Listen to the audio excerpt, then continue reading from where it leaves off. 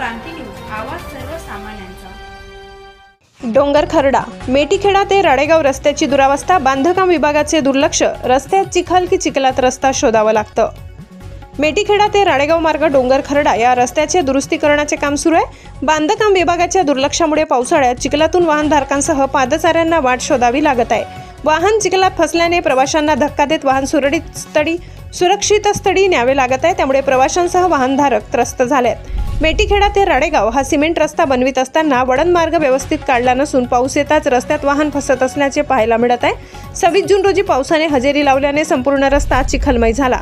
या मार्गावर अनेक किरकोळ अपघातासह रस्त्याचे मधोमध वाहन फसल्यामुळे 27 जूनला काही काळ वाहतूक ठप्प झाली।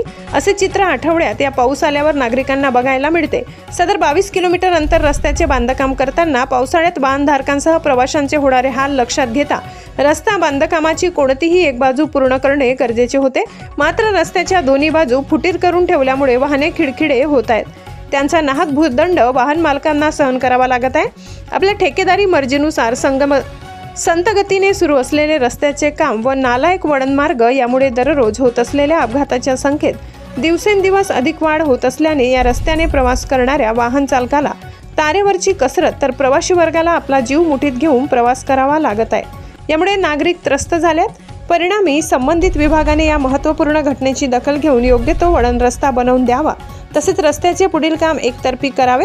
येथे होणाऱ्या अपघातासह रस्ता बांधकामामुळे प्रवाशांच्या जीवाशी होत असलेला खेळ थांबविण्याची मागणी मेटीखेडा, डोंगरखर्डा, राडेगाव परिसरातील नागरिकांकडून होत आहे।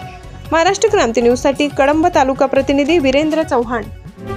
अशाच नवनवीन बातम्या पाहण्यासाठी आमच्या महाराष्ट्र क्रांती न्यूज या YouTube चॅनलला लाईक करा, सबस्क्राईब करा आणि बेल आयकॉनला प्रेस करा।